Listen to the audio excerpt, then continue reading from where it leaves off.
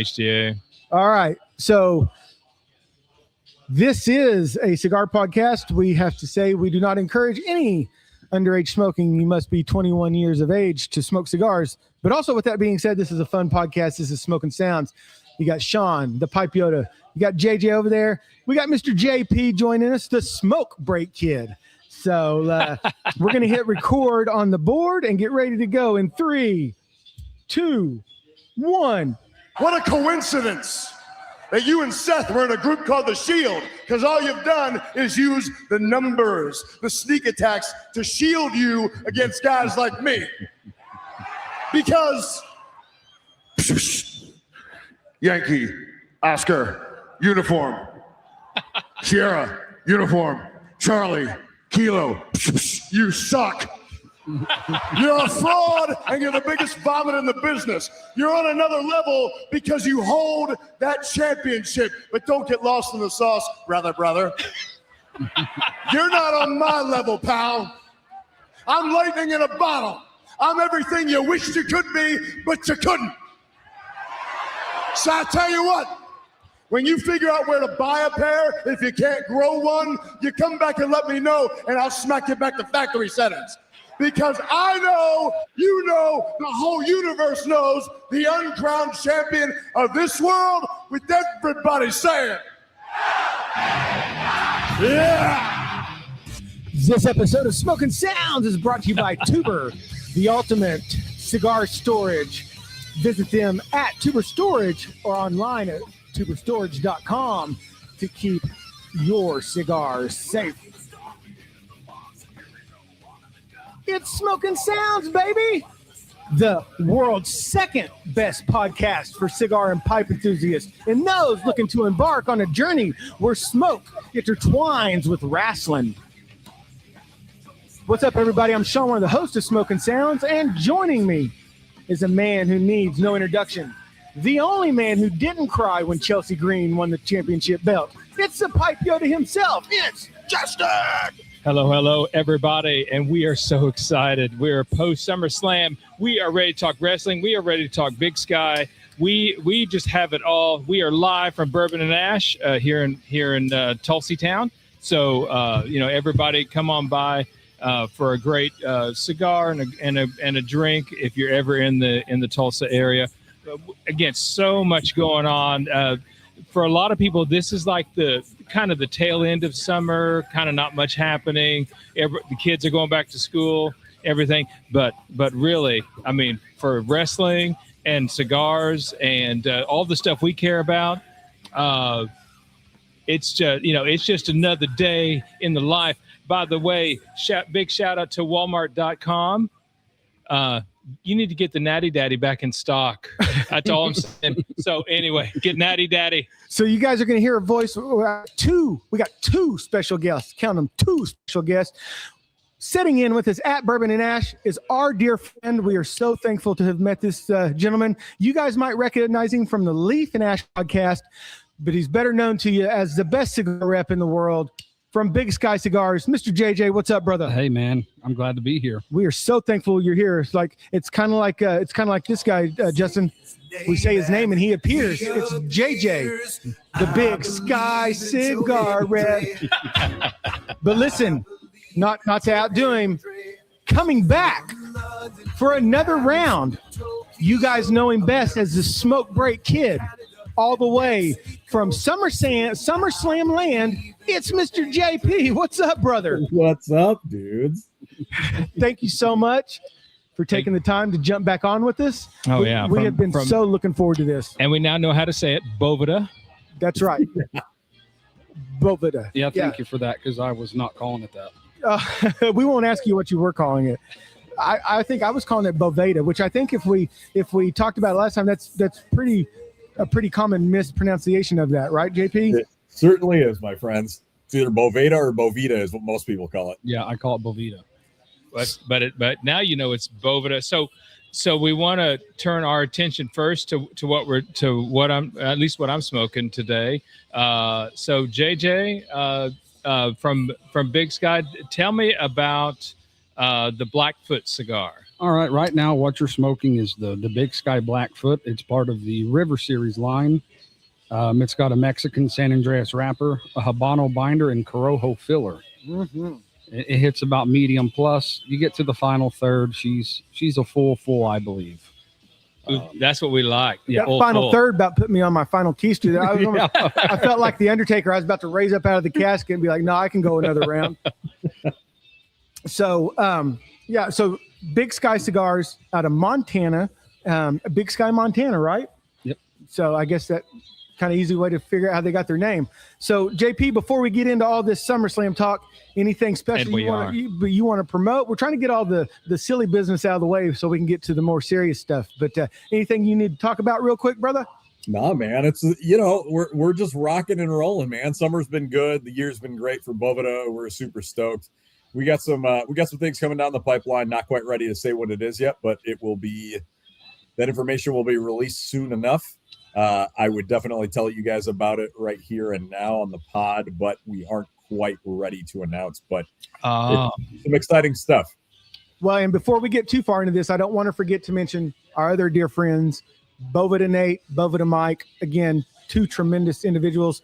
Hopefully, we'll let them on the podcast and not just always. But we love JP, so it's But I can't not go without giving a special shout out to those guys because they're special individuals and we just love everybody over there. So, well, Justin, we invited JP back on, not just because we love him so much, but he was in attendance at SummerSlam. That's right. So, so JP, kind of give us kind of the, when you got there at the, because a lot of us, when we watched on TV and, we just sort of, we see what they want us to see. And so kind of give us that feel of getting there, finding your seat and that kind of thing. Yeah, dude, it was great. We ended up being in this, we sat in the sections on the sorry, when I say the camera side, I'm talking about the side that is shot by the camera. Uh-huh. And we didn't realize this, but we were sitting in the lower bowl. And I can't recall. I think we were section 216 or something like that. So we were just if you're looking from the camera, we were the section to the left of the center. And first night, I think we were sitting in the 6th row, great seats. It was fantastic. And I think the second night we were about, I think, row 15 or 16. So we were a little further up, which worked out great, obviously, for us because that was the ladder match night. Was the second night. So, but the area that we sat in had its own. Like the seats were padded, which we didn't know, when we bought the tickets, and it had its own kind of entrance area that when you came in, that had its own, bar and like multiple different places to buy concessions and drinks and bathrooms and stuff. So, I mean, it's pretty cool. We didn't know that was going to happen, so that was really, really a nice surprise. But more than anything, so I went to WrestleMania 40 in Philadelphia. And as excited as I was to go to Mania, there was just something about the I can't really explain it, but there was something about the atmosphere that didn't feel very Mania-y to me, and I feel like other people brought this up too. I don't know if it was just the setup, the ramp, what it was, but it just didn't feel like a Mania to me. Don't get me wrong, my brother and I were super, super stoked we were there, had the time of our lives. But the ambiance, the feel, the atmosphere of SummerSlam at US Bank Stadium felt like a Mania. And I feel like it was kind of a, palpable. Anyone that you talked to or saw, people were just losing their minds. They were super excited. I feel like the set for SummerSlam was sexier than the set was for Mania when I went to 40. Yeah, and it was just really, really fun. Glad we were there. But yeah, overall, man, like it was just super fucking cool. I mean, and obviously I'm a homer, so it was really cool to be at US Bank at home in Minneapolis, where I'm from. It was cool. It was so cool. And what was really cool is that first night you texted me a shot of kind of where your seats were. And then our friend Free Jack, who was going to be on with us, but he's moving his son to his dorm. But he then texted me, and you guys weren't too terribly far apart. And I thought, man, you guys are just going to have, and I was so jealous. Yeah. Didn't you say that we were only a couple sections apart from one another? Yeah. How crazy is that? Like, out of all those thousands upon thousands of people, Right. you know, like the two people I know that are there are like damn near sitting next to each other. Yeah. That's crazy. And I agree with you. Even watching this SummerSlam, it had more of a Mania feel. I don't know if it was they just did a better job with the buildup. I don't know if it was because it was Seth and Roman, which we'll get into in a little bit because I'm still not very happy about the outcome of that. But it would just seem like this. It felt more like WrestleMania than SummerSlam this year. For sure. Yeah, for sure. So what do you got, Pipe Yoda? Okay, so you're over there loving on this Blackfoot. Yeah, it's a damn good cigar, isn't it? Oh man, I tell you this. So just real quick, JJ. Also, so this is the Blackfoot. So what else can people look for in that line of cigars? Oh man, we have our number one seller. It's we call it the Cryptid. Cryptid. I said cryptic. Sorry. It's Mexican San Andreas over Nicaraguan binder and fillers. It is if you like baking spice with hints of cocoa on that bad boy, and it's another when you get to that final third, it'll hit you in the gut if you ain't got something on that belly. But yeah, year in and year out, that's the number one seller. We have our Mad Minnows. They're a big seller at 4 3/4 by 44 Petite Salamone. Yes. A good little dog walker. Since it's been 500 degrees every day here in Oklahoma. Oh my God. Yeah. You know, it's perfect just to go out there and get a quick smoke. And, you know, we have the Madison, the Bitterroot. Wow. The Yellowstone, the Bighorn. Just a great portfolio overall. We're growing. We're in over 450 spots right now throughout the U.S. Hopefully 451 after this episode, because if you're in Tulsa, you can currently go to the Tobacco Pouch, see our good friend Pipe Mike and Tulsa Dog Josh and Brandon pick up all these great Big Sky cigars. But we're hoping to be adding another location to the Tulsa location soon. More on that to come. Back to you, Pipe Yoda. So yeah, excellent. So yeah, so this again, see Sean's rubbing off on me. The Bigfoot, no, the Blackfoot. This is, and honestly, that Cryptid sounds right up my line too.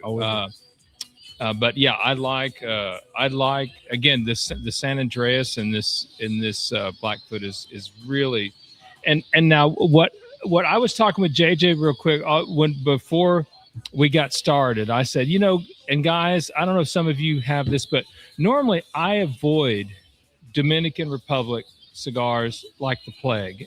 Not because they're bad. There's some really wonderful, the Dominicana, but you know what? The Dominicana and this Blackfoot is starting to change my mind, because I would avoid Dominican, the DR, because they were always too mild. Like honestly, like Fuente, like Romeo and Julieta, some of those just too mild for me. Just it's like smoking air.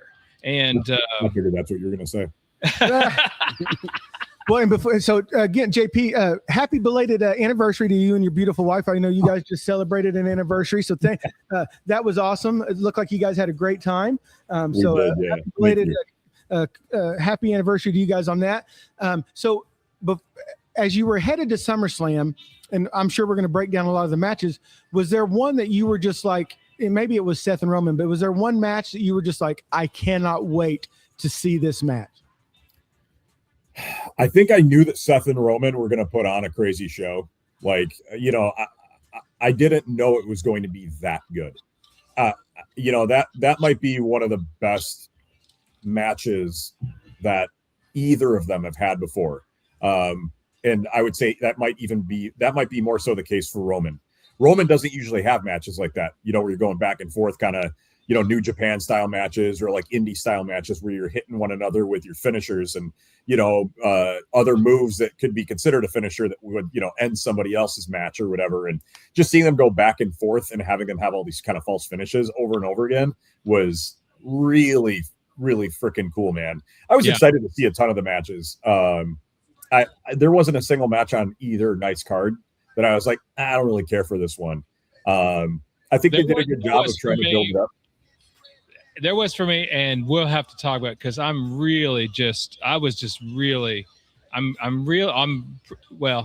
There's no Just other way. say it, pal Yoda. I'm angry, brother. I got something inside. It needs to come out, brother. But we're not there yet. Is it the Trick Williams? No, no, that was fine. Trick. And honestly, I'm glad Corbin won because he's going to take that ridiculous fur off the belt. I was glad about that. See, JJ, see what you're missing with that. See all this soap opera type drama that you're missing. It's awesome. So he's going to take the fur off the belt. If for no other reason, that was good. But anyway, but didn't Seth and Roman, they hit each other not with only each of their own finishing moves 2 or 3 times, but then they used each other's finishing moves on each other like 3 or 4 times. Yeah, which I thought was fantastic. Yeah. And so that was when I watched the actually I'm mad about 2 things, but when I watched the Roman match, that was an instant classic though. JP, when you were there, how did the audience around you respond to that? Were they as much in awe as we were on watching it? Because there were parts of that match where it seemed like the audience almost was like in stunned silence. Yeah. No, that was definitely the case. I think that the audience thought that match was going to end 3 or 4, maneuvers before it actually finished. So it was just like, oh my God. Like this isn't over yet. And so, obviously you guys know that it was not a capacity crowd. I think they didn't do as great of a job building up all the matches as they could have, the way that they do it with Mania. I think if people knew 100 was Lesnar's last match, that was his retirement match, we may have been able to get another probably 5, 10, 15,000 people in there. But for the amount of people that were there in attendance, which I think ended up being like something like 37 to 40,000 per night, when the capacity is actually I think it's over 50. Right. It was so incredibly loud. Like the pops that happened throughout the 2 nights were massive. And honestly, guys, it was really, really cool to hear and feel like a WrestleMania kind of environment in the pops that you expect of a Mania or a Royal Rumble or Survivor Series or whatever. But it was really cool. I will tell you that I think the acoustics in US Bank Stadium are kind of liken themselves or are conducive of a very loud pop that 35 to 40,000 people can end up sounding like 60,000 people. And they did. Yeah. But yeah, that match really did tear the roof. It was really cool. So did you have any expectation, or did you know that Kevin Owens was going to return? Was there any of that kind of circulating in the atmosphere at SummerSlam?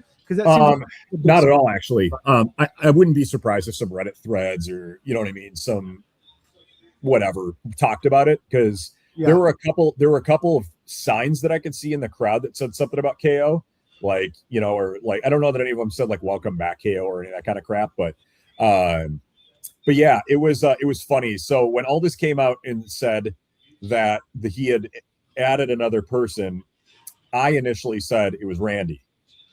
And I was like, it's going to be Randy. There's no way it's not Randy. And then, when it ended up being Gunther, my brother turns to me and he goes, God damn it, Gunther's going to win this match now. Because there's just, you think about it, right? It's like Gunther was on a roll. He's been talking about how he deserves the title. He needs to be in the picture. And so, what do you expect to happen, right? Finn didn't have enough of a push at that point. I feel like Sammy's coming down from a push. And so we're like, God damn it. And then I actually turned and looked at the ramp and noticed that Aldis was still standing there while Gunther was walking to the ring. And I'm like, there's no reason for Aldis to be standing there still if there isn't something else, a stipulation, or he's adding another guy. So I turned to my brother and I go, dude, he's adding somebody else. And he goes, what do you mean? And I go, he's still standing there. I was like, he has his mic in his hand. He's about to say something. And I go, this has to be Randy. I was like, it's got to be Randy if he's adding a fourth guy. And then he says that it's KO. Dude, there was no pop at the event that was bigger than that. Not for Chelsea Green winning, even though that was a freaking massive pop when she won the title. It was fucking nuts, dude. It was really, really cool. I thought I was going to have a heart attack. I was screaming so loud. There was people crying in the crowd everywhere you looked. he's meant a lot to pro wrestling. He's been around for over 20 years. He was a huge indie guy. He's been huge for WWE, and obviously he was a big reason why NXT, was on that huge, wave that it was riding for all those years. And so, yeah, it was super cool to see him, man. Like it had been how long was he gone? 14 months or something? Yeah, it's been a while. Yeah. So that description sounds like me at the last In-Seat concert. Crying, and that's something I was going to ask you too. So you kind of segued just perfectly into that. I was seeing all these people online that were posting photos of themselves and they were crying, and I knew Chelsea Green had a nice following, but I didn't realize how many people were so happy that she finally got that shot. Oh, dude. Yeah. I mean, my brother and I talked about this. We always talk about, like predictions and what we think might happen, for every pay-per-view and all that kind of fun stuff. And we talked about it. And he had actually said, how cool would it be if they put the strap on Chelsea? And I was like, why couldn't they? And we started going down the list of everybody that was in the match, if it made sense for them, like obviously Lash Legend. I think it's too soon for her to be pushed into a title, into the title picture. Don't get me wrong. She will win a title at some point. She's a great wrestler. But like, you think about everybody else that was in the match and you're like, nah, I don't think so. I don't think they're going to do 2 straps on Tiffany, even though she's at home, and in my head, I was thinking like, I don't know if they're going to let both the hometown, wrestlers win. I don't think Tiffany's going to win a title. And I don't think that they're going to let Chad win the title as well. And so, yeah, it was super cool, man. People went nuts when she won. She has a really huge, like, kind of cult following now that people just kind of the same thing as how people feel about Solo now. You know what I mean? Where everyone thinks he's hilarious and they want to see what he's going to do next with his antics. That's me.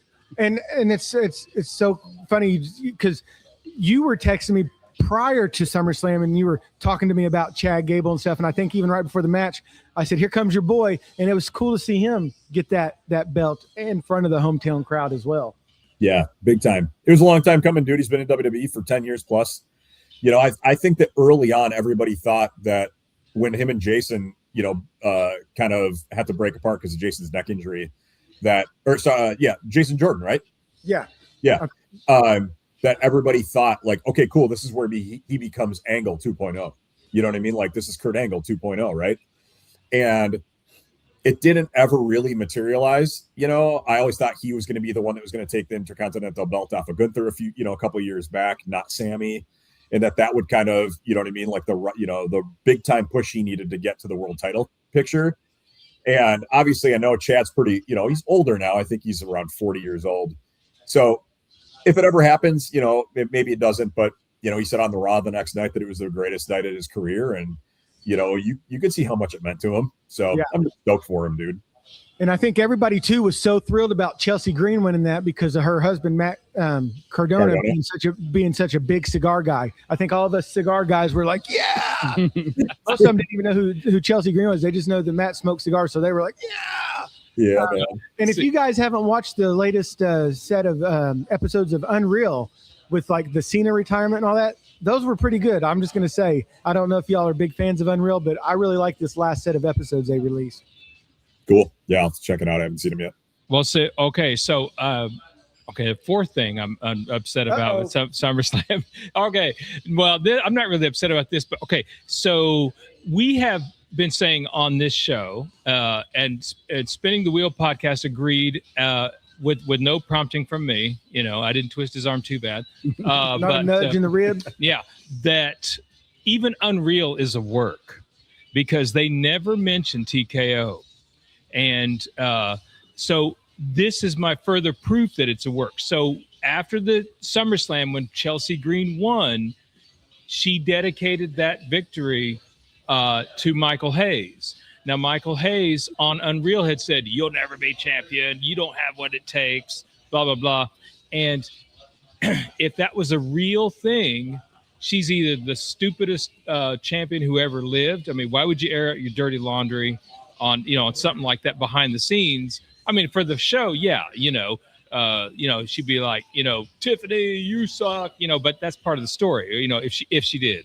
But or Michael Hayes said that on Unreal to set her up for this championship. And I did wonder about that. Like when I heard Michael Hayes had said that, I'm like, This is kind of you work to work, kind of thing. What do you think? What do you think, JP? Yeah, I've heard that from a few different people that think it's a work. There are probably portions of that show that are work, right? You can tell that they do peel back the layer a little bit more. Yeah. Kayfabe. That was a thing that back in the day you never broke kayfabe, right? Like even in the 80s and the 90s, like you were your character even in public, right? Yes. Like when you saw kids or whoever wanted autographs from you, when you saw people in the freaking airport, right? You never broke kayfabe. And obviously things are way different now. And I think the general understanding of pro wrestling, right, is that it is scripted. You know who's going to win ahead of time. Like they're the wrestlers are having conversations about what maneuvers are going to do and how the match is going to go. They'll improvise here and there, of course, obviously throughout the match. But I've only seen a few episodes of Unreal, but you could tell that there is some realness about how things are done behind the scenes and how things come about. And there might be some things that are added in as a work, to get people a little bit more worked up about kind of the direction of angles and personas and things like that. But right. I don't know, man, I haven't really dug into it enough to care. I generally just watch the shows every week. AAA. I don't watch AEW much anymore. I'm having a hard time with it. But AAA, New Japan. I think AAA is the best wrestling in pro wrestling right now. Oh my God. Yeah. If you haven't seen that, it's on Tubi, right? Yeah. Dude, it's unbelievable. Yeah, those guys work too. They're not they don't come out and like strut and like have 15-minute promos and then they come out and work, man. Like, did you see the match the other night with the Laredo Kid? He was awesome. He lost, but he was awesome. Dude, look, Mark Calloway, Undertaker, Ray, and everybody involved with this tournament for Monday Night Raw in Mexico City, where the winner of the tournament, right, from AAA, and it's AAA, it's also Raw and SmackDown as well, but that the winner of that tournament gets to face Roman for the title in Mexico City. Freaking great idea, because what's it doing?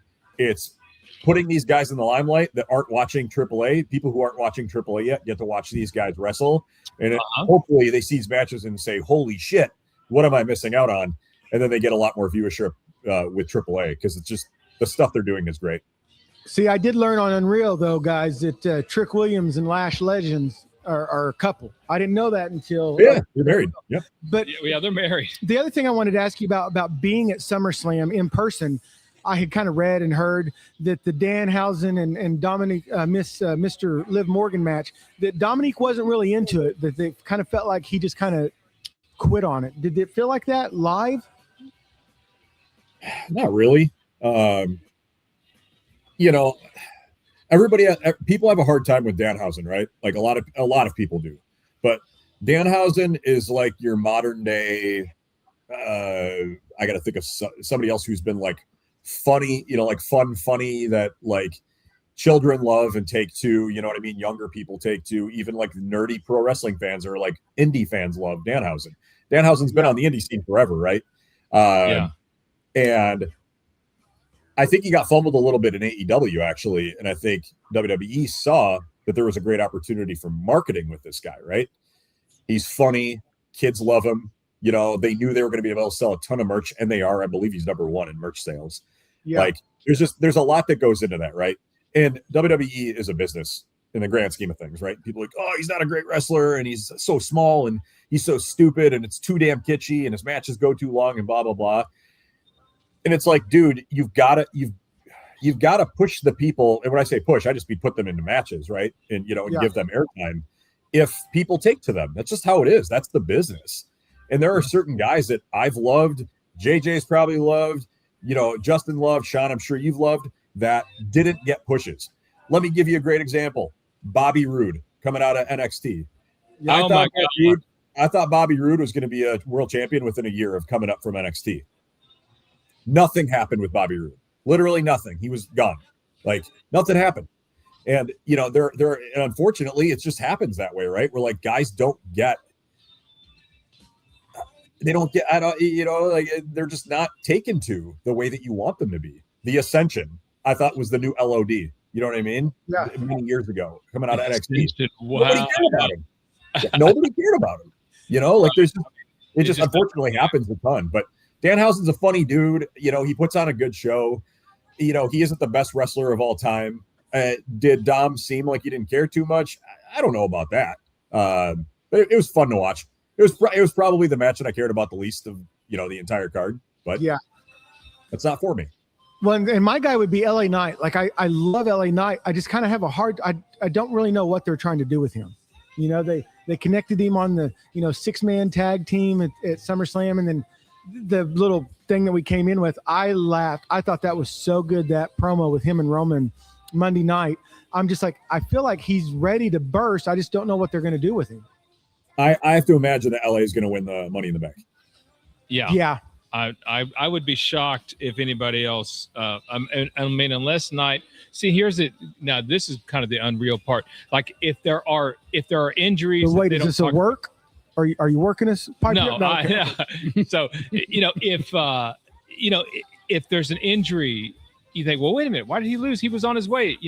Kind of like with Braun Breaker. They were pushing him. They were moving him. He's ready to go. But there was an injury, that turned out to be, I think, more serious than what they were thinking at first. Yeah. And so like, so that's what I think that's my only problem with LA Knight is his age. And, because what is he? He's like 46, isn't he, or something like that, or 45? I think he's 42. 42? Yeah. Okay. Yeah, he's in his low 40s. So, I mean, if they're going to push him, if they're going to make him go, and by the way, it was a good tag match at SummerSlam. Dude, when Solo ran back Uso's theme music, I bet that was awesome to see in person. Yeah, it was pretty great. So, but to me, if I'm WWE, if I'm thinking, okay, if we're going to push LA Knight, if he's going to get one of these belts, it needs to be sooner rather than later. I'm not comfortable waiting till next WrestleMania. I just wouldn't be. I'm like, we need to do this sooner. Survivor Series, maybe something like that. Because of his age. So much, just because I know we're kind of getting overloaded with wrestling talk, which we knew was going to happen. Oh, it's wonderful. This Blackfoot is freaking incredible. Oh my God, yeah. I don't know if you've ever had a Big Sky cigar, JP, but if not, you have. So which one have you had, Mr. J, that you can recall offhand? Oh, dude, I think the one that I had was, and I apologize because it's actually, I feel bad. It's been a couple years since I've had one. I think the one that I had a navy blue label on it. Oh yeah, it's going to be the Bighorn 2.0. Yeah. Look at that. Yeah. Hey, boom. Someone's been doing their homework. Yeah. Oh yeah. That was great, man. It was freaking delicious. I mean, one thing about the cigars from these guys is that they pack a lot of flavor in them. Yes. And like you have to be able to appreciate a lot of flavor in a cigar. Yeah. And I'm not talking about like the strength of a cigar. I'm talking about the actual like flavor notes, right? Like you're going to get a lot of leather, earth, dark, like dark fruits, dried fruits, things like that like really kind of stick to your palate. You know what I mean? In a very good way. And it's funny. I get asked all the time, and I guarantee that the three of you do as well. But every time I go into a shop, anytime I have a new conversation with somebody, the first thing they ask me. So my favorite thing to do when I go into a shop, right, and I'm visiting an account or whatever, is I will ask the tobacconist, whether it's the tobacconist, it's the buyer, the owner, or all of the above, right? I would say, what are you passionate about right now? What's a great cigar that you want me to smoke right now? Give me one or two or three of them, and let's walk the humidor. And I think that's great. I love to be able to do that because it gives me an opportunity to see what they're enjoying. It's not about me. I want to know what they like. Yeah. And so a lot of times they'll say, first question out of their mouth is, what kind of cigars do you like? What strength cigar do you like? And my response every time is, all of them, literally all of them. It doesn't matter. So just start walking me through them. And there's plenty of cigars that are, light to medium body, that are mild, right? That are, maybe don't impart as much flavor for some people. like Justin was just saying a minute ago that he doesn't, he steers away from Dominicans because they tend to be a little more mild, and they are just based on the terroir, right, of the Dominican Republic, right, versus Nicaragua and some other places as well. But I just love being able to have conversations about it. But Big Sky Cigars have always been like, I think I've had 2 or 3 at this point, but the one I remember most was the navy blue one. And that one, I remember it stuck out to me as like that year being one of the more flavorful, but also strong cigars that I had out of the entire lot that I had of like hundreds. So kudos. It's fun. I mean, that's saying a lot. I mean, and I mean that in a good way. No, See, thank you. Seeing if JP was to ask me that question right now, I know this is going to come to a big surprise to everybody in the room. Oh no! But the Moonflower would be a Yeah. cigar I would definitely mention. I know that just surprises the hell out of you guys. But Have you had that one? I think last count, I'm still trying to catch this damn Moonflower bandit who keeps stealing all my Moonflowers. It's like 47 to 50 Moonflowers missing. I don't know where they have went. Look in the mirror, man. Yeah. Robble. Yeah, he's sneaky. But the Johnny Tobacco Maduro and the Blackfoot, those 3 cigars I'm really passionate about right now. And I'll even be honest, not just because, JJ's sitting here, but the other day, and I lit up the Bitterroot, and I got about 3 or 4 draws in, and I set it in the ashtray. I thought, man, maybe this cigar just isn't for me, right? Because all of our palates, again, it's like eat, drink, smokes with Tony Katz says, what'd you have to eat today? What'd you have to drink? I was like, it just was not mixing with my palate. And I set it down. I actually went inside and grabbed another cigar, and I was about to cut it. And I said, you know what? I said, let me touch it up and let me revisit it. And I'll be honest with you, I don't have the best palate in the world, but I was getting, like JP just said, all those dried fruits and stuff like that I'm not used to getting. Yeah. And it was like a punch in the palate in a good way. Yeah. And I ended up smoking the thing down to where I almost burnt my fingertips. And I'm so glad that I rethought picking that cigar up, because what it wasn't that it was a bad cigar. It's just something that my palate hadn't experienced. Absolutely. And maybe it had, but not in that pronounced of a way, if that makes sense. No, absolutely. And this Blackfoot, it's blended by Chico Rivas, who does a lot for the Privada Cigar Club. The man's a master blender. He knows what he's doing for sure. And like that Bitterroot you talked about and that Bighorn 2.0, that's Carlos Sanchez out of Nicaragua. Same way, he sources wonderful tobacco, and he really knows how to blend a cigar. Yeah. Now I want to stop at this point and mention that when you go into this and you get your Big Sky and your dealer, you want to make sure you have a tuber handy for your cigar storage needs there. Definitely keep, again, when you close it up, forces the air out and keeps the cigars fresh. And the thing I like about it, because a lot of times I'll come back from this podcast or from the bar, and I'll have a cigar and I'll put it in the storage. And a lot of times the next day I'll forget about it. I'll light my pipe and I'll forget about it. And I'll look over in the shelf and say, oh, that's the cigar I brought back the other day. And you know what? When I pop it open, it is just as fresh as when I put it in there. It's like time stood still inside the storage. So just wanted to remind everybody to get you a tuber cigar storage. It comes in Gordo and Kings, and also don't forget if you're into pouches, you need to get their P20 or P40 line. Does the same thing, but in a round can with for your pouches. Even has a little thing on top for discarding your used pouches if you're not near a trash can. So so tuber, we love you. Hey, and just, right, we're going to get back into this wrestling talk, but I was at another shop just a few minutes ago, and one of the gentlemen was in there. He saw I have a little Crowned Heads bag I've been carrying cigars around in, and he said, dude, do you have any of those Moonflowers? And I said, yeah, I got one in my tuber storage. Yep. Look what he goes, I want another one of those so bad. The Davidoff small batches that just released, he gave me a Davidoff small batch for a Moonflower. Oh, he said he would he would much rather have that Moonflower over a Davidoff small batch. So that says something about how good that cigar is. It's a great cigar. And these small batches, from what I understand, these are one and done with Davidoff. These are blends that they never released. The small batch for a reason. And if you don't get them while they're out, you'll never get them again. So I'm sure you guys get plenty of these type of cigars down there and at the BWO there, JP. What? Those? Yeah. Well, they're not just handing those things out like candy to everybody. Oh, maybe they only do that if you have a moonflower. Yeah. See, so I'm about halfway through the Blackfoot. What kind of it definitely, JJ, you are right. As I'm getting over half done here, the flavor has picked up. Guys, if you want a serious Dominican Republic, if you're like me, if you've been steering away from some of the big brands, the super mild, ultra mild, big brands, this Blackfoot will make you rethink Dominican Republic. And yeah, the flavor complexity is just on point on this one.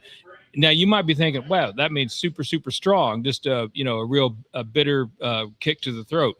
Nope. It is very balanced, and but certainly as I'm getting down to the halfway point or beyond that, it is definitely increased, and the intensity's there. As they say in wrestling, we are in the deep waters of the cigar. It's going to take you in a second. You need to sit down and relax for a second. Slow your roll, bro. Listen, I got a question for JP. Before I do, I got to say a big special hello and thank you to our friends, Jay and Steven. They just started the Leaf and Lore podcast. They've got one episode out. Again, we always preach it's community, not competition. Right, sure. Just like Leaf and Ash. This is a Leaf and Lore with Jay and Steven. Steven is Common Ground Cigars on Instagram. Jay is the Leaf and Lore. Excellent people. Welcome. We love having them in the community. Welcome to the Potiverse. So JP, we're going to kind of save Roman and Seth. Let's talk about CM Punk and Cody Rhodes. Yeah. How was that match? Was the pops as loud as you expected them to be? Did you feel like maybe CM Punk got a little bit bigger pop because he's kind of from that quote unquote area than Cody? I will tell you, I expected Cody to win the match. He did not. I was surprised that CM Punk retained. So we'll kind of take us through that match if you don't mind. Yeah, I thought it was too early for CM to lose the belt. So I was not surprised. I expected him to retain. I think in the Midwest, CM Punk, is very popular. He's very popular everywhere throughout the United States and abroad, right? But, he came walking out wearing the old North Stars stuff, the green and the yellow or the North Stars colors. So obviously, when you ingratiate yourself to the crowd, right, the cheap pop kind of crap, everybody gets into it. I mean, it did look freaking awesome, but it was a great match, dude. Like, those guys did a phenomenal job. Like, I have very little if any negative criticism. They did a good job. It was a really great pro wrestling match. I thought they put on a good show. I thought people loved it. Jumping through the table, outside the ring was awesome. Randy coming in and, dropping that RKO on Cody. As soon as he did that, right, it wasn't that it was, oh no, now Cody's going to lose the match. I think that right away when I saw him jump into the ring, I'm like, dude, he's going to RKO Cody so that they could start up their feud again, so that CM Punk can move away, from that part of it and then allow them to kind of have their thing. And then CM Punk can move on to the next, whoever that is, right? Which in this case, it's KO, right? But it was a really great match, dude. It was probably one of the top 2 or 3 of the entire couple of nights. Yeah, and I kind of feel like, as you were kind of talking, I was thinking maybe this is kind of CM Punk's last run at holding a major belt, because he's also getting he is like 47, 48, and it seems like right now is just kind of his time. I don't know if it was AJ Lee coming back and kind of helping kind of put him into a bigger spotlight, but it kind of feels like the spotlight is definitely shifted to CM Punk a little bit. And I was going to ask if you ran straight down to the fan shop and bought you a pair of those trunks to wear on your anniversary, but we'll save that for another episode. No. So well, I'll tell you what about CM Punk though, man. The fact that when he came back, and was on Monday Night Raw and he won the title that night, I've never seen him that jacked. Like I've never in my life seen him that jacked. Like, and so it makes you wonder, it's like, is he coming back for one last hurrah, or is he like going to hang out for a few more years? Because he's in insanely good shape. I don't know if you know this, but his trainer is, I believe, also the trainer that Chad Gable uses. And Chad Gable is one of the most jacked dudes in all pro wrestling. So, yeah. Yeah, that dude is, and again, yeah, and I will say too, going back to Unreal, the one of the last episodes featured AJ Lee and CM Punk, and he just seems like a very humble guy, and he seems like he doesn't have any grudges against what has happened in the past, and he really is a team player. Like, obviously, he's got to enjoy the hell out of holding the heavyweight championship belt or the undisputed heavyweight championship belt. But he feels like one of those guys, like you said, that, yeah, he is in such tremendous shape. He may just be along for the ride for whatever's going to come. Yeah, kind of feels that way. I mean, you know, you look at guys like, and not to change the subject away from Punk and Cody. I mean, it was a really great match, and I loved what they did. And, but like, it wouldn't surprise me if he decided to continue wrestling longer than even like Seth Rollins, who's only 41. Yeah, you know, Seth is so excited to be able to, like, not only does he have the coffee shop thing, you know, with him and Becky, I think just opened a new coffee shop, you know, and I wouldn't be surprised if they want to open multiples of those. And then he's also doing the contributing analyst thing with NFL Network, you know, doing the Good Morning Football thing, which I've watched him do. And he's a fucking delight to watch, man. Like, you can tell he actually knows what he's talking about. He's doing his homework. Like, the guy really cares. He isn't just a pro wrestler who's coming in to be like, well, I don't know who this guy is, but like, he actually really knows what he's watching. And yeah, he does. It wouldn't surprise me, man, if at some point he just goes, I'll be around on a very, very, you know, tight schedule, or, you know, or a loose schedule, really, where he's like, I'll be around for like 6 shows a year, if that, you know, and maybe he'll do a couple manias here and there, the way that, you know, that Undertaker did it, you know, and sort of the way that Brock did it towards the end, you know, and just even Cena to some extent, where he just comes in for big matches, helps push young guys up, you know what I mean? Like, you know, on a rocket ship, and straps them up and, you know, puts them over. We'll see. Right. And I thought Penta, weighing 88 kilos, I thought he did a great job of that match with Chad Gable.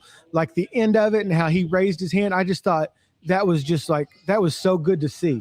You know, it kind of, and I love Penta. I think, you know, but that was a great match to me. I really enjoyed watching it, and I enjoyed watching, you know, Chad get the belt. But it just felt like there was some good chemistry in the ring between those two guys. Dude, for sure. You know, and I think that they're like, you know, Chad doing the, you know, Americano, El Grande Americano thing, you know, and the way that he went about that, you know, in AAA with the mask versus mask match, which is, honestly, it's probably one of the top 10 matches I've seen in the last like decade. Like, unbelievable match. But I think that I feel like he was trying to like segue back into WWE while also still helping push luchadors. And so I appreciate what they did with him and Penta. I think Penta had the belt for a while. I think this was a good time for him to kind of, you know, lose the belt and, you know, give it up to Chad. That was a good time for Chad to win the belt. I also believe that Penta is so over with the fans that it was really good for him to essentially be like, I'm so proud of this guy. I'm proud that he's the one that won the title from me, you know, raising his hand, getting people excited about Chad Gable. For those that, I don't know, man, like, it's weird because like Chad Gable is such a technician. Like, he's one of the best technical wrestlers in all of pro wrestling, but he doesn't really get the love that I would hope he would. The way that like Dean Malenko never got the love when he was in WCW. You know what I mean? Oh, yeah. Oh, my gosh. Yeah. Dean Malenko should have done way better. Should have got more, but because he was the wrestler's wrestler back then. Yeah, you're right. For sure. But yeah, great match. They did a wonderful job. I think Penta is one of those guys that can either help prop a guy up in a match, or, you know what I mean, rise to the same level as another guy, or even step it up if they need to. He's a great wrestler, has been for 20 years. He's awesome. Yeah, and he's so over with the crowd that even Justin wants me announcing his weight in kilograms when he comes on the show. Yeah, a lot of times I have I weigh 88.5 kilos. I had to ask Siri what the conversion, but still. So kind of concentrating on kind of the past and the future.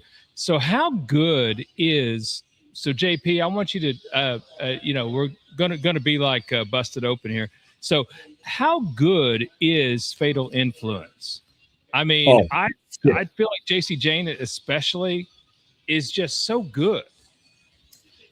Yeah, dude, they're really good, like very good. You know, it sucks because I don't feel like NXT is quite as big as it was, you know, like in its heyday, you know, where like a lot of these guys, you know, Finn and Bailey and you know, Bobby Roode and Johnny Gargano, and like kind of, you know what I mean, that period of it prior to the 2.0, you know, or whatever they called it after that. And so a lot of these young wrestlers that have like crazy good wrestling chops, they're coming up to WWE, and in most instances, people are like, I don't know who these people are. You know what I mean? And even though obviously the commentary is trying to do their part to kind of explain, like, oh my God, this is, you know, Fatal Influence from NXT. You know, are they here now? They're on Raw. That is a phenomenal trio of wrestlers. I hope that they stay as a trio and kind of do a, you know, I don't know, have like a cool little faction that sticks around together for a while. But JC Jane's a great wrestler. Fallon's a great wrestler. Oh God, what's the other wrestler? I forget the other wrestler's name. I can't think of it either. I can't, because sometimes this NXT WWE, it's kind of like in Major League Baseball when they bring a guy up from AAA, he plays a few games, and he's back down to AAA. Sometimes I get confused on who's where and stuff. But well, she's very new, and she was a college athlete, and she might end up being the best wrestler of the three by the time it's all said and done. Oh, like. wow. Yeah, man, I think they're a very good trio. I'm super stoked on them. I mean, there's a lot of great wrestlers coming up, man. Like, not only ones coming up, but ones that are either leaving, you know what I mean, New Japan that might be signing with WWE, you know what I mean? Ones that are, you know, coming over from AEW. Like, there's a great crop of wrestlers right now. A lot of really good young wrestlers that I think the future is very bright for WWE and just pro wrestling in general. Yeah, if they know what to do with now, just since we're just talking wrestling, I just can't help myself. So beyond SummerSlam, and let me tell you, I love Tatum Paxley. I'm glad to see she's in it now. Yeah. And see, I watched her all through NXT. She's like the psycho chick who just needs a friend. And, yeah. You know, and I'm sorry, but all of us know a chick just like that. And so I thought they hit on a real good character. And But also, of course, Stephanie's back, another NXT, you know, and she's just, and I can't wait to see what she's going to do. But of course, we have to worry about the Oba versus Brock Lesnar, you know. So that's why I queued up Oba's music, is that's a match I didn't want to forget about, because to me, that Hell in a Cell, that was a tremendous match. And you thought so? What's that? Tell me. I want to hear your thoughts on it. So, well, and I think not knowing that was going to be Brock's last match may have made it a little bit more special. Because I think if you'd have known that it was his last match, you may have had higher expectations. I just thought it was a great match. I loved how they were peeling the ring apart. I mean, it felt very kind of Attitude Era to me, if that makes sense. Well, they even did a tombstone that, you know, so I was like, wow, I thought that one was banned. And I think they too kind of did each other's finishing moves on each other. Maybe not, maybe. I can't recall if they did. I didn't think they did they? Maybe that may have just been Roman and Seth may have done so many other people's moves that I just get them all mixed up. But so what were your thoughts? Did you enjoy the Oba Brock? Was that a good match to see? You know, so I had an inkling that it was his last match, like before it ever happened. The thing that bothered me was it was a short match, and Brock's matches tend to be a little shorter, right? You know, Haas matches like that don't always go very long, but I didn't feel like they really used. I thought of it this way: if they weren't in Hell in a Cell, it would have been the same match. You know what I mean? They really didn't use the cell. They didn't really use the cell. Well, shit, if either of those big ass dudes would have jumped off the top of the cage, that place would have been. Oh God! You know, I think really one of the only bigger maneuvers that was getting thrown in. What was it? Oba got thrown into the table, right? In the against the cage, like that was cool. You know, like, but aside from that, like, there just was. They didn't use the cage a lot, and I think that, or the cell rather, and that bothered me a little bit. I also believe that Oba was supposed to do his finishing move on the exposed part of the ring, and didn't.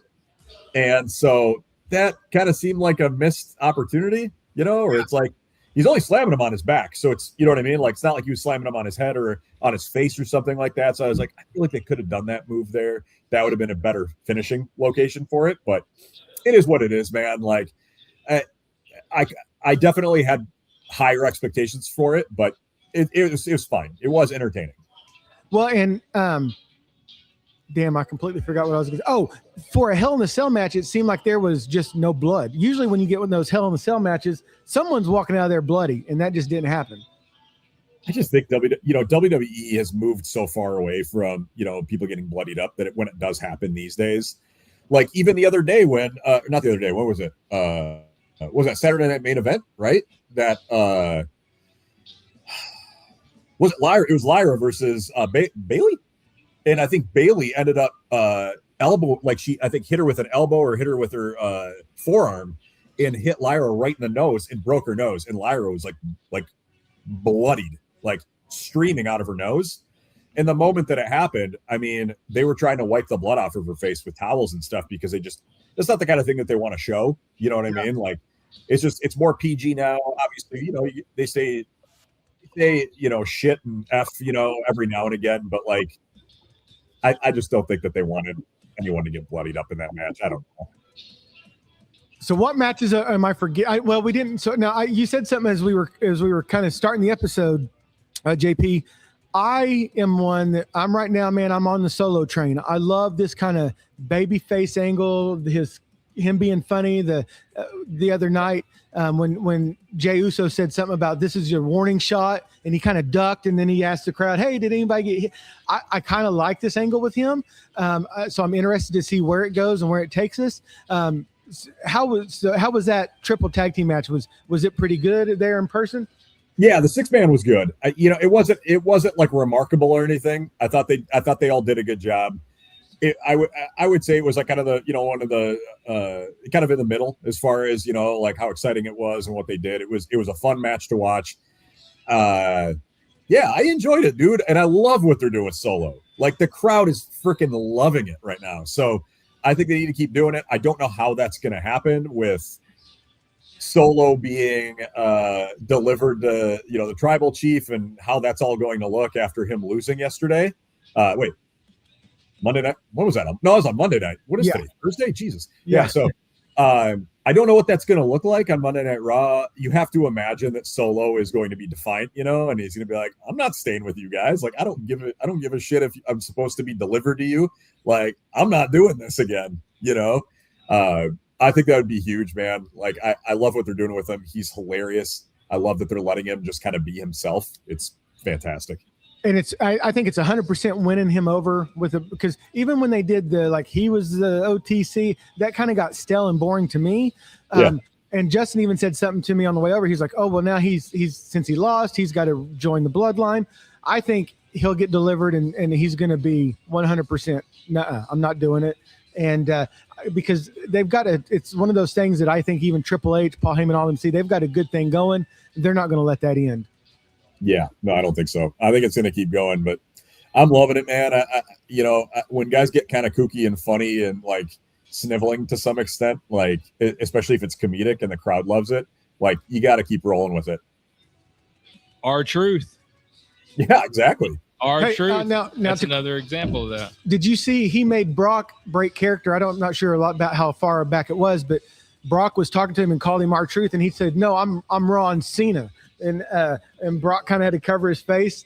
And I'm enjoying that too. Like, well, and I know we kind of talked about the Seth and Roman. I seen a thing online. I don't know how true this is, but I guess Seth wore some retro Jordans during the match, and like a bunch of sneakerheads were like racing to the internet to talk about these retro Jordans that Seth was wearing during the match. Oh, weird. I didn't even notice. Yeah, they were like, I want to say they were the Jordan 3s. I'm not a sneakerhead. I don't know if you are, JJ. No. But yeah, I saw all these guys that were not wrestling fans, but they were just like freaking out that he wore these like retro Jordans. And now it appeared to me, and JP, obviously you were there, so you can correct me if I'm wrong. It seemed like Seth got the bigger pop than Roman coming out. Well, I don't know about that. Honestly, I feel like it was maybe 55-45, 50-50. You know, it didn't feel like the crowd is into one over the other. Now, you know, you've got to remember that Seth is from Davenport, Iowa, which is only a few hours away from the Twin Cities. So he probably had a lot of fans that were not only from Minnesota, but obviously also from Iowa, even though I know it was in Raw was in Des Moines the next night. But yeah, man, it was just really cool. They're two titans of the industry. They're two of the greatest wrestlers of all time. They both deserve to get huge pops. I feel like anytime either of them, you know, had a big move, you know, on the other one, the whole crowd went nuts. The crowd was really into that match. I mean, and they should have been. It was a great match. Yeah. And then now the ending of the match, when Seth and Roman come together in the middle and Seth put the mask in the middle, that was paying homage to the third member of the Shield, is what I've been told. Is that? I thought that was cool. I thought Seth kind of paying homage to the Shield with his entrance outfit and all that. I thought that was cool. But again, I'm a Seth Rollins fan, so maybe that's why I was in my brain. I was like, oh man, Seth is definitely the favorite here. Yeah, dude, for sure. I mean, you know, I was a fan of him back when he was Tyler Black and, you know, before his WWE days, and then, you know, winning the first ever NXT championship, you know, like that. He's been around a long time and he's done so much. You know, Seth is one of these wrestlers. He's a lot like Shawn Michaels, where like he doesn't need the world title in order for people to see how great he is. Right. You know what I mean? And for him to have like 5-star matches. And I think that that's like a blessing and a curse, right? Where it's like he doesn't need to have the belt, so he hasn't had the belt a lot. Like he's won the belt 6 times now, I think it's been something like that. Yeah, 6 or 7. Yeah. And so he's won the title a bunch, but he doesn't need to carry the belt. And I'm not saying Roman needs the belt, right? But there's something about his aura and the way that things ended up working out with, you know what I mean, the bloodline and how all that came about, him holding the belt for 14 years straight or whatever, you know what I mean? Like that just worked out, right? And I thought this was a very fitting end to the saga that was the Shield and, you know, any fallout from that. And I appreciate the way that they did it. It was very cool. And it tugged at my heartstrings because I've watched the whole thing. You know? Yeah. Well, and speaking of warning shots, JJ, this Blackfoot just gave me a warning shot. Said, "Whoa, you better slow your roll, partner. You're getting into the heavy hitter zone." Yeah, I mean, I'm down to the last third, and yeah, it definitely comes on stronger.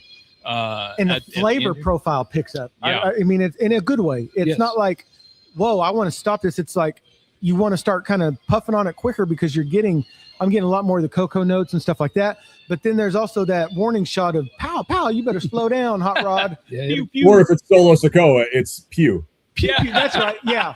Pew, pew. That's what it was. Yeah. See, that's I have you guys on here to correct me. But yeah, that pew, pew is just cracking me up. But yeah, I mean, you know, these Big Sky cigars are they're going to be holding a belt someday. I'm telling you, Joe. Oh, I'll tell you what. So I also wanted to mention too, I don't make a big thing of it on this podcast. And indeed, on our very first episode, I said I'd never mention it, although throughout the time I have. So my vision is actually pretty bad. I carry a white cane and everything. So one of the things I just love. So on Sirius XM, WWE Radio, no, they're not sponsoring us. You know, no, they're not paying me to say this, but they carry a simulcast of they carry of all the PLEs, as well as SmackDown, as well as NXT. So now the main shows, they just bring over the audio, you know, from the announcers. But during the PLE, they had Booker T and Vic Joseph. Man. Doing the oh yeah, man. Yeah, you're much better at me, Pipe Yoda. And so they would do a literal play-by-play, you know, because I listen to football on the radio on Sirius XM. I listen to baseball. I listen to the Oklahoma City Thunder play-by-play. And so now I get play-by-play on the PLEs from none other than Vic Joseph, who's awesome, by the way. He's totally underrated. But also from Booker T, who he gets so excited, you know, like I've never seen a guy get so excited about I don't know if you stay with NXT, JP, but Lizzie Rain comes out and Booker just loses his mind. You know, Lizzie Rain is a freaking great wrestler, by the way. But yeah, dude, like that's awesome. I had no idea that they do that, dude. I'm glad that you brought that up. Like that's fucking awesome. Like, yeah, it really helps me enjoy. I mean, I see what I can see. You know, we used to go over a guy's house and watch pay-per-view. You know, back in the day. That's the time. If you listeners to our episode will remember the time when Stone Cold won the title, Shawn ripped his shirt off, and hell yeah, that. I did. And but there I would just kind of see what I could see and just sort of, you know, but this now I get the radio simulcast with it on Sirius XM, and I tell you what, and of course I'm music and all that too, but for like $12.95 a month, you get all the football games, you get all the all hockey or basketball, baseball. Dude, they're going to have to start paying us for all this promotion. I'm telling you what, I'm just saying, but then now you get the simulcast of the PLEs, and it just made it come alive for me. It just, and it's synced. If you watching the video, if you're watching on TV, it's pretty much alongside the video. I mean, wait just a second. Pipio is going to give you a rundown of the list of channels you can find Howard 100, 80s on 8. Hell yeah, 80s on 8, channel 156, WWE Radio, channel 88 for all your NFL needs. So anyway, so a match I completely have forgotten to ask you about, JP, was the women's championship with Liv Morgan and Io Sky. Was that as great of a match in person as it seemed to be on the big screen or on Sirius XM as the Pipio just told us about for 27 minutes? Yeah, man. Yeah, it really was, dude. Like it was. I mean, and to start with that too, like that was the first match. Like incredible. They set the tone. You know, I thought Io was going to win the title. Usually when a faction beats the shit out of somebody for like 3 or 4 straight weeks, you know, they usually end up coming on, you know what I mean? Like coming out on top, but they put on a great show. You know, Io's another one of those wrestlers where like, she's so over with the crowd, and that's saying a lot because you don't always see Japanese wrestlers in WWE being super over with the crowd. Like Shinsuke was, you know, for a long time. And then they kind of shit the bed with him, and now he's back, you know, coming back again. So we'll see. I mean, like, I'm not mad that Io didn't win. I thought it was great. I think that, and I want to give Liv her flowers, dude. Like, as recently as even like a year or two ago, I remember having conversations with one of my best friends, you know, Andy, that I watch a lot of wrestling with. He was at SummerSlam with Charles and I, my brother.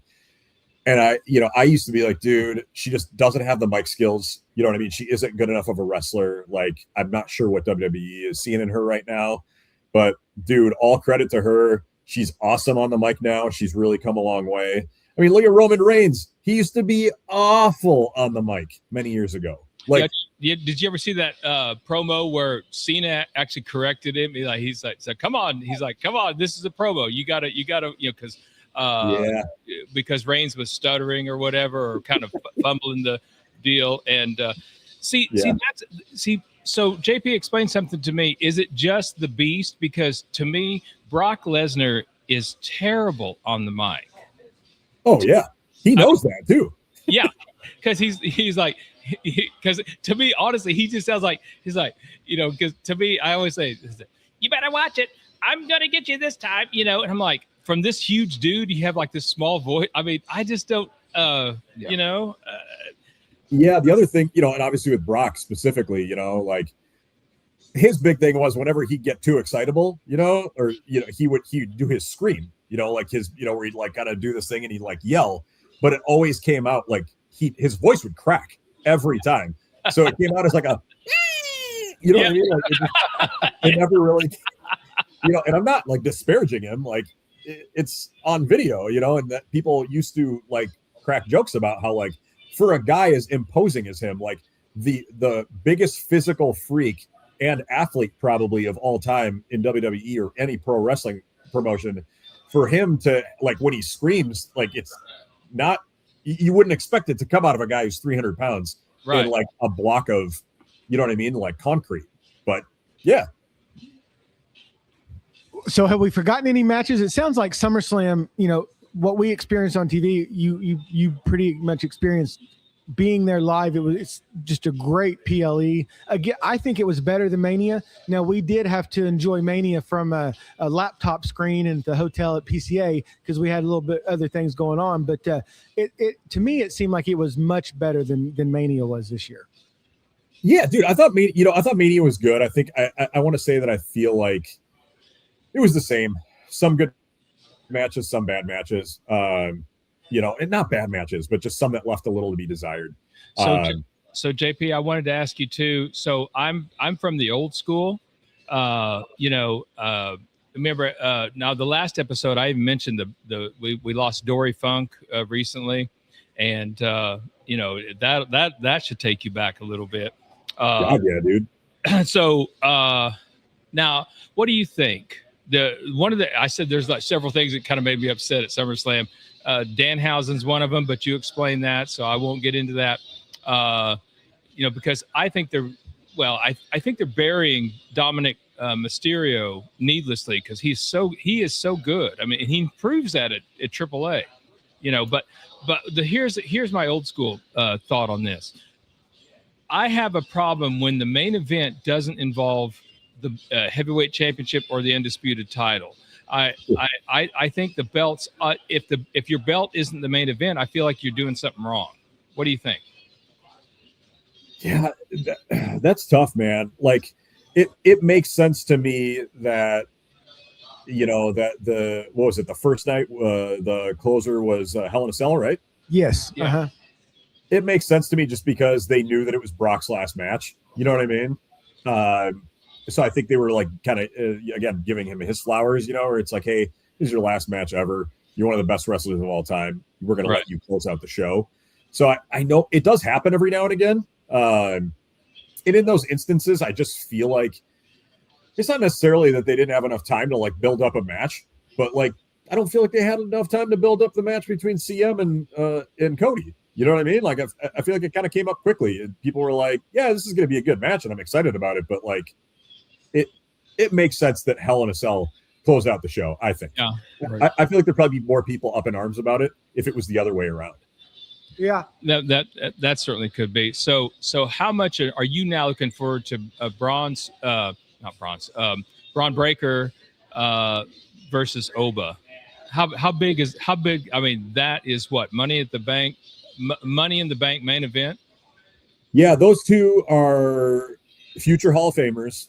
And it really bums me out that they're going at each other right now. I just think it's too early in both their careers in WWE to put them against one another because they're both these like immovable force, irresistible, force and immovable object kind of situations where it's like, damn, dude, like, can you imagine like if like it was Macho Man and Hogan went at each other like right away, you know what I mean? And like didn't have any buildup or, Flair going against whatever. It just feels like they're both so young in their careers. I don't want to see either of them go over on the other one. And I don't know how you do it without making one of them look bad and making them take a step down as far as like how strong they look, because they're both these big Haas wrestlers, right? And I just feel like if you have one of them lose, what do they look like after that? Because I'm pretty sure that the last singles match that Braun Breaker had was against Seth, and Seth beat him at a PLE. Yeah. Yeah. And so like if he ends up losing to Oba, which I don't see Oba losing, right, until he wins the title, you know what I mean? Like losing the title at some point. Like that's a hard one for me.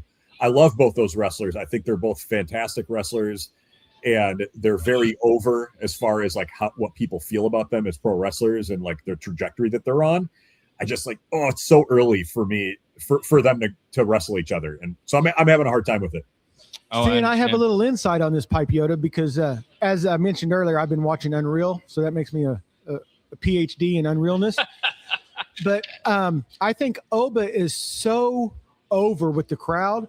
In these past episodes, it seems like they've been really trying to increase Braun's overness with the fans. Yeah. And so I kind of feel like because Oba is so far over, they're trying to raise Braun up. I do see Oba retaining or winning the match, but I think it's just to kind of get Braun Breaker a little bit. And you know what? I got to apologize because for all this time, I thought he was Big Papa Pump's son, and he's Rick's son. Yeah, he's Rick's son. So I got confused on that. So thank you to Unreal for straightening that out for me. Also, one thing I'll say, dude, is that when Brock ends up, Braun, when Braun Breaker ends up, I guess, becoming more over with the crowd, he's going to go back to being like a face the way that Rick Steiner was, like with the color, with the colorful, gear and colorful jacket and all that kind of stuff. I don't think he'll be the same as his dad, as far as like how he acts. But I really truly believe that that's when he's going to win the title and he's going to be super over with the crowd. And I'm looking forward to seeing that. But yeah, I don't want to see either of them have to beat the other one right now. But whatever. What do you got over there, JJ? Tell us what Big Sky's got coming up. Oh man, we actually coming in October. We are extending the Cryptid line. Ooh, tell us more. Oh, it's we're gonna call it the Great White Buffalo. Okay, dipping into more of the lore of Montana. I think it's gonna go over well. I think the Cryptid, like I said, it's been the number one seller for years on years now, and I think there's a lot of room for that line in itself to grow, and I'm just excited to see what comes next. Well, I mean, obviously, speaking from local experience, the cryptid, I keep wanting to say cryptic, got into the tobacco pouch, and they sold out of that like instantaneously. Yes. Like it was so awesome to see. People were loving it, and they're on to something with these cigars, man. Again, that Blackfoot, I had to put it down for a second because I'm like, that little Taco Bell burrito I had before wasn't enough to coat me over. Well, it might just be the Taco Bell that I ate. Yeah, Hey, just hold the lettuce on that, man. Yeah, hold the lettuce and tomato. I was so excited about getting to hang out with JP again. I forgot. I pulled right through Taco Bell. Yeah. But so remember, just no bread, no vegetables, no water, just meat. But and so you've been on the road a lot. You were just at the Rocky Mountain Cigar Festival. Yep, in Cheyenne, Wyoming. So you're definitely getting the miles on the truck there. But yeah, we're excited for Big Sky to be here locally, so that our local listeners they know where to go and pick up that cigar. Like I said, we've got them at the Tobacco Pouch. You got them at the Tobacco Pouch, and hopefully we'll be adding another location to that. Josh, I know you're listening. Hint, hint, wink, wink. Yes. But yeah, so tell everybody where they can find you, find the Big Sky Cigars. Let's not forget to give out that information. Oh yeah, so definitely if you're in Tulsa, the Tobacco Pouch. If you're anywhere near Kansas City, you definitely want to stop at Ash and Anvil. They're a great account for Big Sky. You can go on the Big Sky website. They're sold on the website by a lounge in Texas, and just get them shipped right to your door. Excellent. And if you're not, you can jump on our friends over at the Cigar Vault out of Oakdale. They do have Big Sky. You can order them right there and get them shipped right to your front door. And I got to apologize to everybody who's been watching us on YouTube. I've got my shorty short dad's shorts on, and I just noticed that they were riding up a little bit. So if you've been watching on YouTube, I apologize about the extra leg view. Too much skin. So look, I was trying to be like CM Punk with those little trunks on. There you go. So JP. So again, now you said you have some projects that you can't really talk about. Now. So what can you? I've seen a lot of your reels and stuff online, like with the humidors and stuff like that. It's been really nice to see. We met you at PCA. So is there anything you want to kind of mention, or where people can find you and that sort of thing? Yeah, I mean, obviously, yeah, I mean, you guys know this. Boveda, we've been around almost 30 years. Can't even believe it. 1997 is when Boveda started. So 2027 will be 30 years of Boveda. Been around a really long time. One thing I always try to drive home about Boveda specifically is don't let any of your friends or a tobacconist or anybody online, any influencer, tell you which relative humidity you should use in your vessels. You choose yourself. Yes. Test out a couple different relative humidities and figure out what the ideal smoking condition is of your cigars for you specifically, right? It's your prerogative as a smoker. So when you go into a shop, that shop doesn't have the 69s that you like, or the 72, or the 65. Ask them to carry those. We did Nate has done multiples of these, but we did a blind sampling of 3 of the exact same cigar under 65%, 69, and 72% relative humidity. And it was staggering, the difference between the flavor profiles of them based solely on the humidity that they were in that. It was literally in a Ziploc bag for 4 weeks. And each one of those tasted completely different. And every cigar, depending on the style of cigar, right? And so when I say style of cigar, I'm talking about the wrapper, the binder, the filler, all that stuff, right? Every cigar is going to taste different under certain humidities, right? So it's really important that people kind of tinker with their cigars and figure out what works best for them. I always want to bring that up to people, any opportunity that I have when I've got a bigger audience. So I appreciate you guys giving me the platform to do that. Okay. And that doesn't matter what you smoke, whether it's cigars, pipe tobacco, or cannabis. Make sure you've got the proper humidity pack for your preference. All right, so JP, if I know we've got listeners coming in, so where can people find you on Instagram or Facebook or what have you? At Boveda Inc. on Instagram, and then you can find me at Boveda_JP. Yeah, man, working at Boveda is awesome. It's a great product. I love working there. It's fantastic. Right here over my shoulder is the 50 count Boveda humidor. If you don't have one and you need a really fantastic humidor that punches well above its weight, that works like a Tupper door but looks really sexy sitting on a cabinet, look at that thing over there. It's awesome, man. It just makes sense that the Smokebreak Kid has the sexy boy humidor over his shoulder. I mean, it just makes sense, right? You know, and I'm going to say, since you're here, in my car stock, you know, that I definitely use the crap out of Boveda, and appreciate it, brother. Thank you. The only product that I trust, truthfully, with my cigars.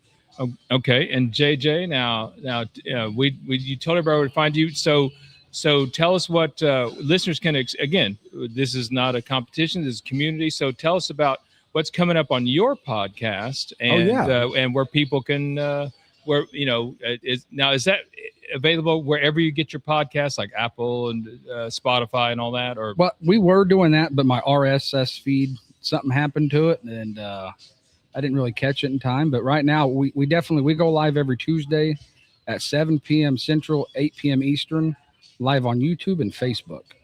Okay, and that's what should people search for? The Leaf and Ash Podcast. Leaf and Ash Podcast.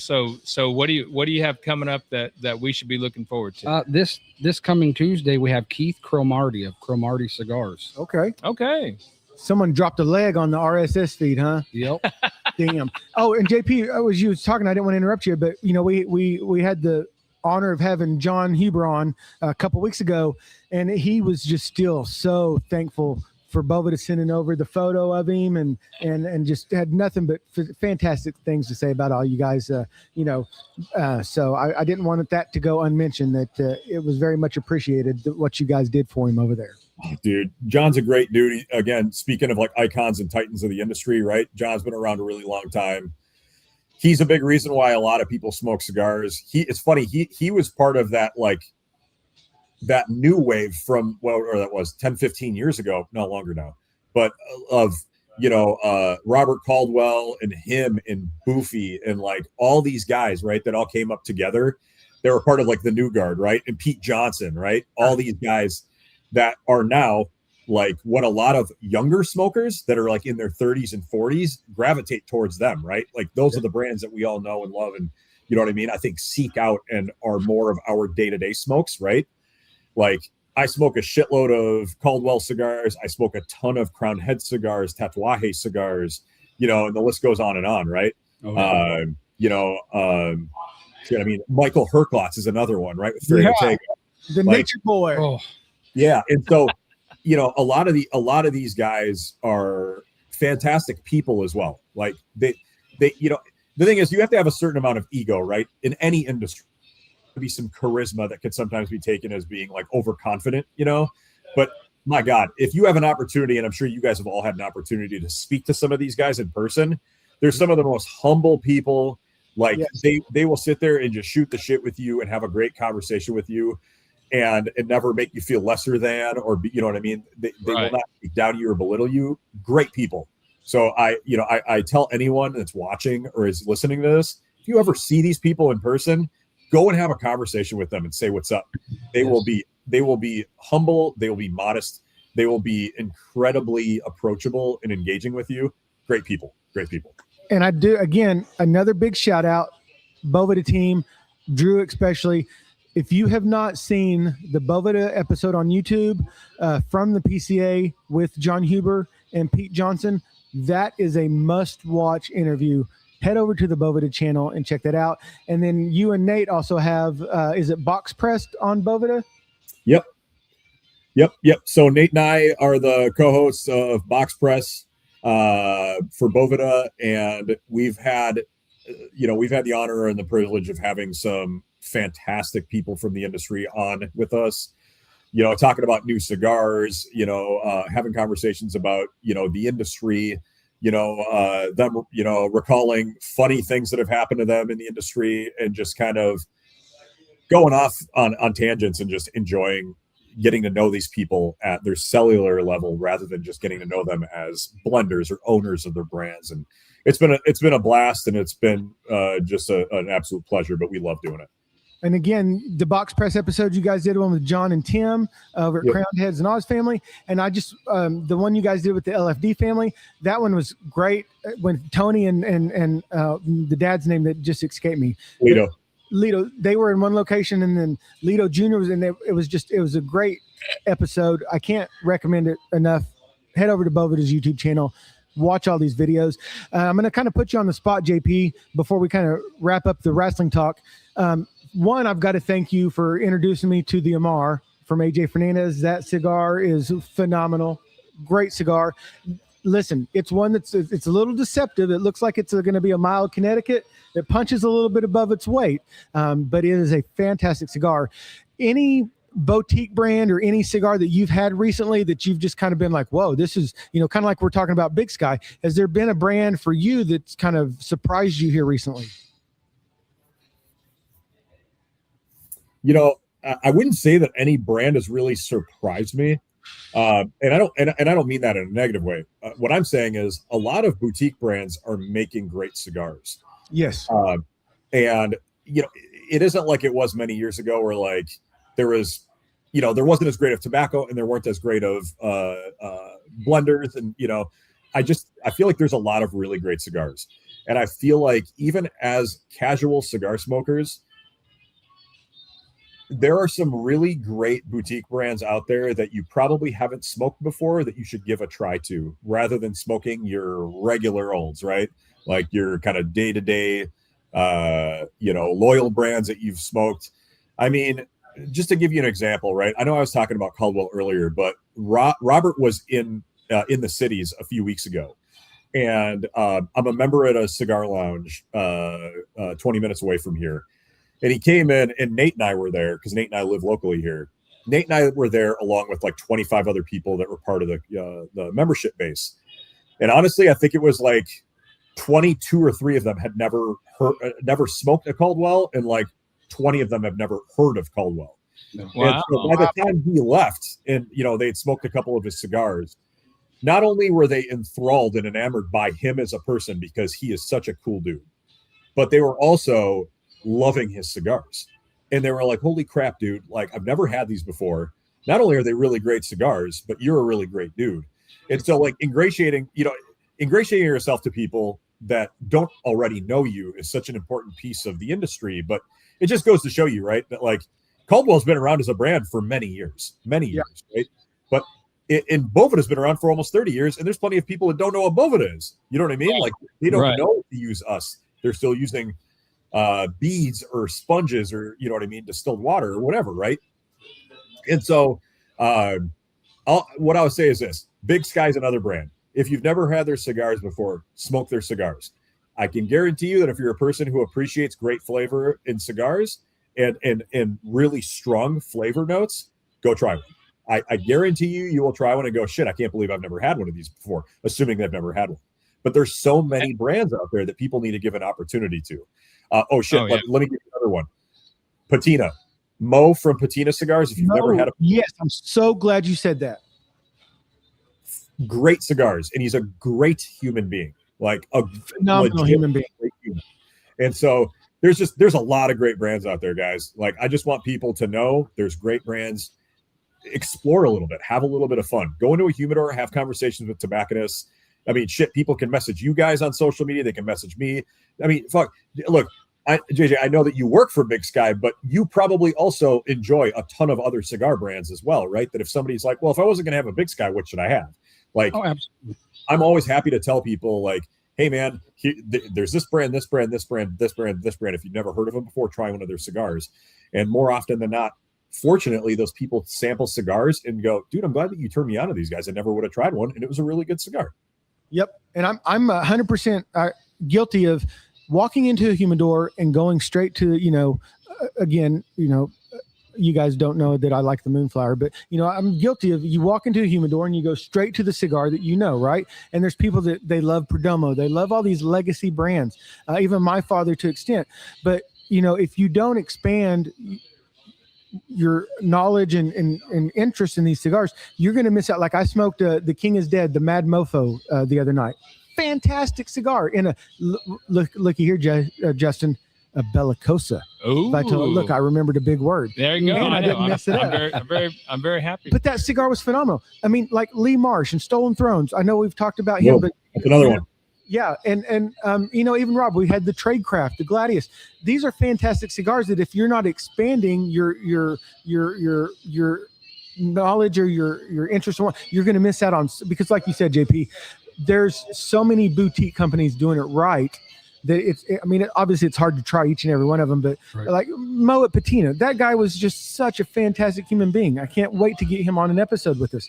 You said it perfectly, my friend. Another cigar, Warped. Yes, another brand. Yes, Warped. Fantastic stuff. Yes, like the Nicotina. I smoke a lot of the Nicotina. Hey, but that one will put you on your keister too if you don't care. Listen, it will. Cigars with Angel sent me one of those. I thought, oh, this looks like a nice mild cigar. Shit. No. Yeah, one of my absolute favorite cigars over the last probably 3 years now was the Warped Isla del Cocodrilo. Oh, Incredible. Amen. Yes. And like, what do they call it? The little crock bites? Fantastic.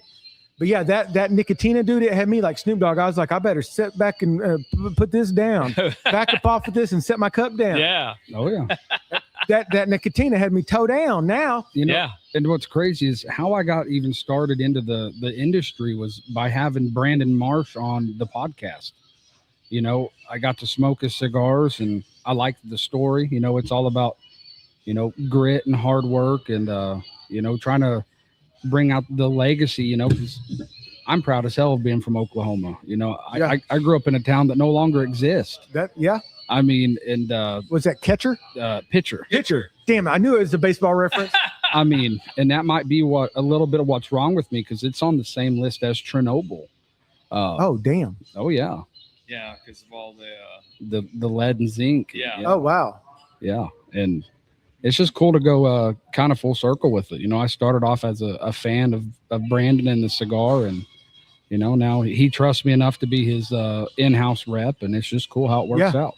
And that's awesome, because obviously we're so thankful for your friendship. We're thankful for you coming out. Obviously we love JP, and it was so cool to get to hang out with him and Nate and Mike at PCA.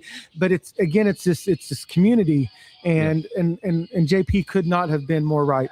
Go and talk to these guys. If you run into a Michael Herklocks or a JJ, call him Mutt. He'll love it. Talk to these guys because the reason they're doing this is because they're passionate about it. Yes. And they want you to know about not only their cigars. I'm telling you, I would buy a ticket if Michael Herklocks and Daniel Lance from Domain ever did like a presentation. I would buy tickets to that event because those two gentlemen, they could tell me about a cup of water and I would feel like I learned something. Oh yeah. You know what I mean? 100%. There's a bunch of, there's so many brands out there. You got, Apostate is another one. Yes. Brandon is fantastic. Yeah, man. Like there are so many cool people doing really awesome shit, man. And so, yeah, it would be cool to even just have like I don't even know, man. Like it's cool to do like events and things like that, where you go and you grab a cigar and you walk away. But wouldn't it be fun to just have like whatever you want to call it, like a Q&A, but like to just get to go and get to know people a little bit more. I don't know. Hey, oh yeah, Shawn and Tim, if you're listening, this is something we're going to bring up for the BWO. We're going to have to put together. It's kind of like it'd be like a BWO slam up there in a minute. We'll rent out the U.S. Bank Stadium and we'll fill it with all these keynote speakers like Michael Herklocks and Daniel Lance and the Pipe Yoda, and we'll just have a big Q&A brought to you by Boveda. Yeah, man. Actually, you know what? One cigar that came out of from Daniel Lance is Pariah. Yes, Kevin Baxter. Yes. Yeah, the new brand. Dude, holy shit. I had a cigar from them recently. Fan-freaking-tastic. That one was really great too. So that's another one that kind of knocked my socks off. So, but we also got to put a disclaimer on that, JP, because you got to have about 3.5 weeks to smoke that thing, because that thing is a monster. Yeah, it's like 77 by 83. No, it's not that. I don't remember, but it's not one. And you're 100% right. It's such a phenomenal cigar. You don't want to not have the time to enjoy it. So if you're going to Pariah Cigars, Daniel Lance, Kevin Baxter, just make sure you've got some time set aside to be able to enjoy that cigar. Cayman Cigars, Cayman's another one. Yeah, we could go down the list, but that's not the reason why you called. So let's what does Uso say? Let's run it back. Run it back. Let's run it back, Us. Did we forget anything about SummerSlam, JP? Did we forget to ask anything? Nah, man. It was just a really great show. It was a ton of fun. It was a great atmosphere, even though they didn't sell it out. I know people are dwelling on that. They're like, oh, they can't even sell out a show. It's like, well, it's because the tickets were expensive. They waited too long to lower the price, right? In the grand scheme of things, it's not because Minneapolis isn't a place that people want to go or it's flyover country.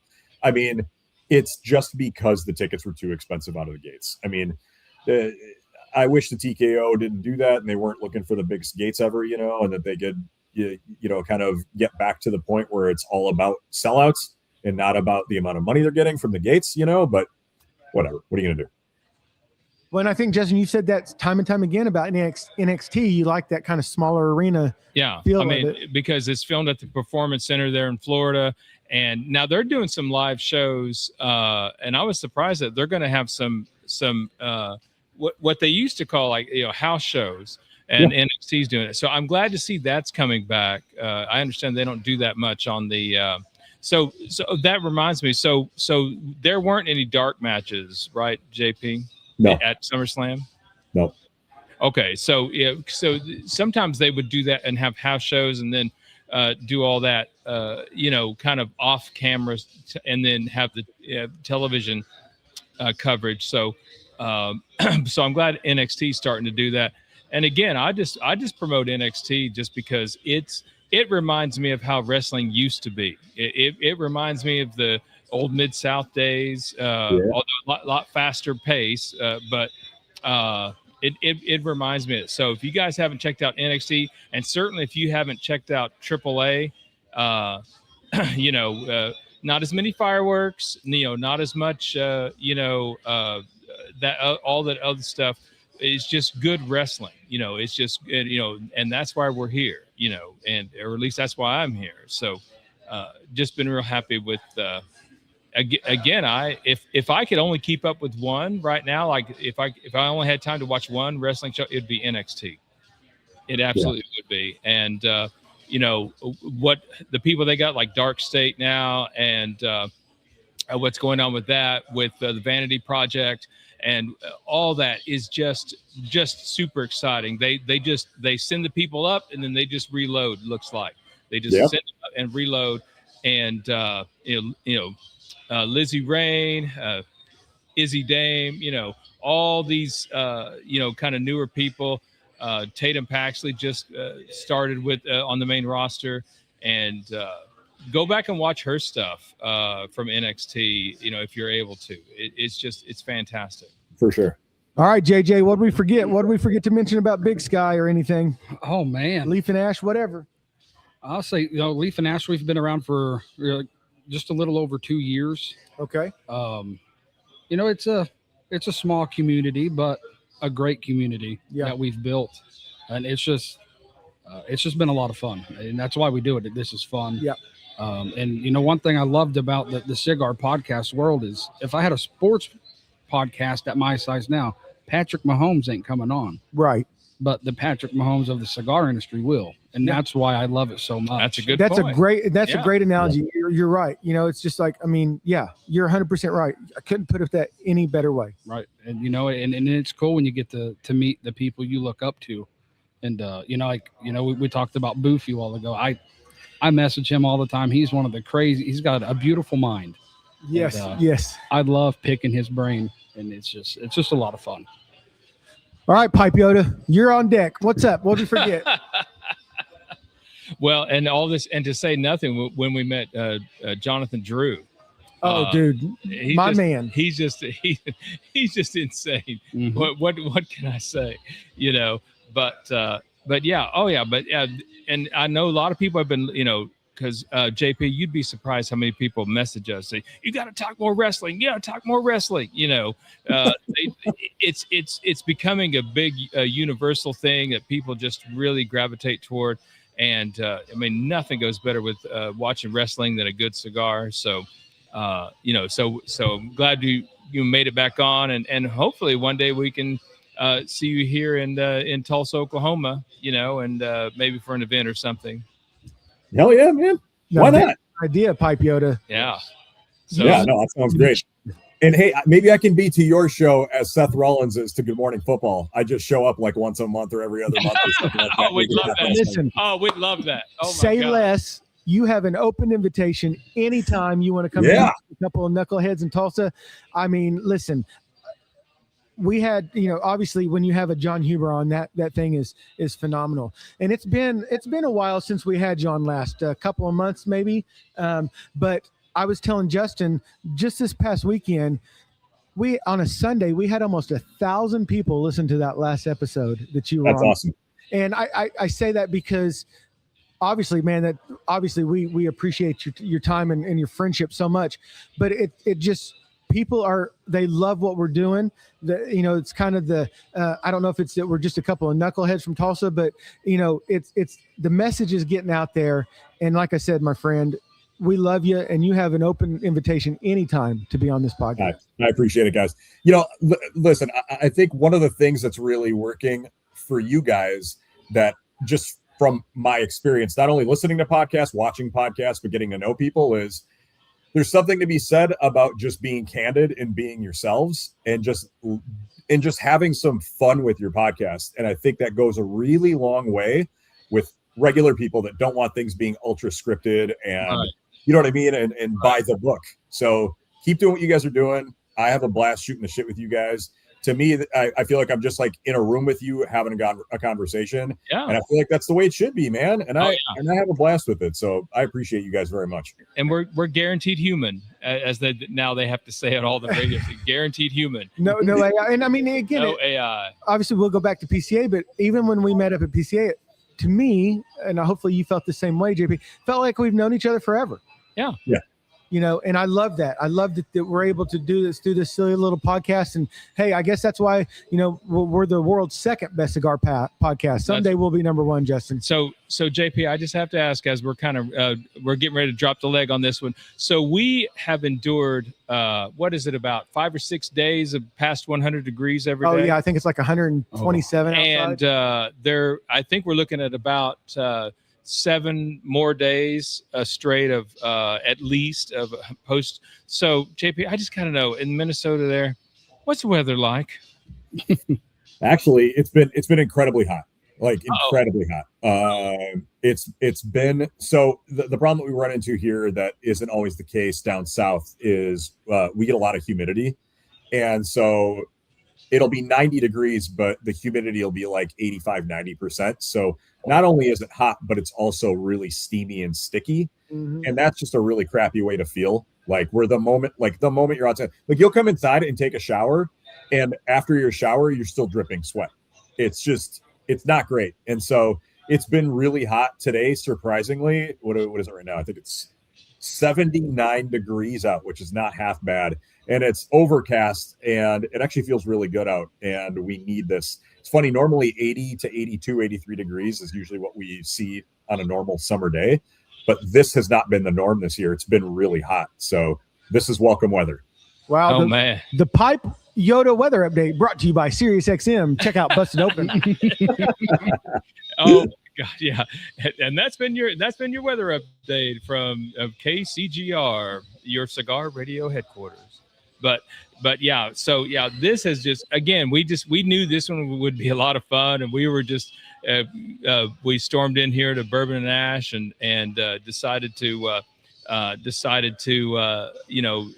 that. And we just knew and we're glad to, and it's kind of weird because when just get back to wrestling talk, how quickly everything changes. See, already to me, SummerSlam seems like a long time ago now. So much has happened since then. And, with Becky Lynch coming back, with Stephanie Vakir, and so much has went on. It's just odd, weird to see how that, and how odd is it to me, like there's no PLE in September, and the next one will be October, which seems like a million miles away. Yeah. Weird, right? Money in the Bank. Yeah. I mean, so there, but I hopefully, they can use this time to develop stories and get everything ready again. But now AAA is having that Triple Mania isn't that in September? Yeah, Triple Mania is coming up in September, I believe. Okay, so there is kind of that, but hopefully they have time to kind of develop these stories and hopefully Chelsea Green can get off can heal from her injuries, but I don't know. I think Rhea Ripley is still injured. Yep. So I mean, there's a lot that could still happen, and so just who knows.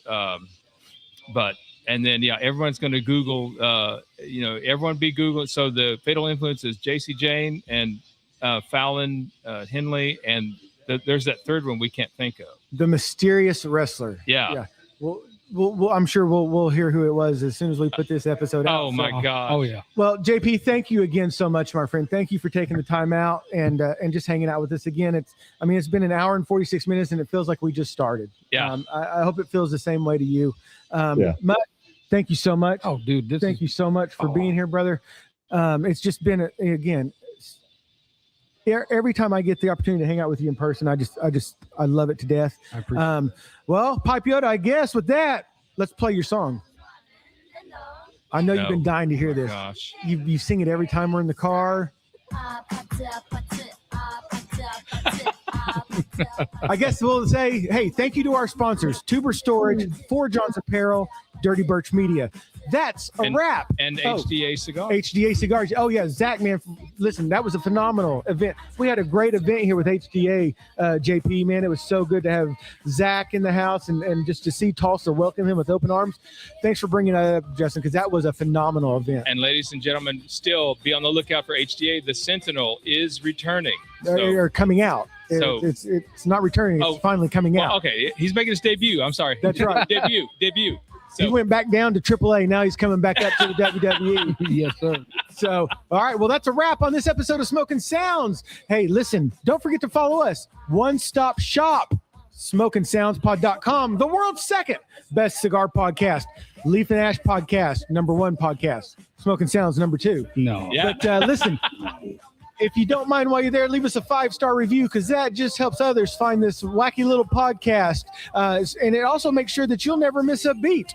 Or a draw. Hey, so listen, until the next time, baby, keep those cigars lit, those pipes packed, and the sound. Oh, go ahead. And the pouches decked. And the pouches decked, and the sounds. Smokin'. Woo! Man, that was awesome. Oh my gosh, Yeah, that was so much fun, man. I mean, Oh It's man. so easy to just talk about this stuff.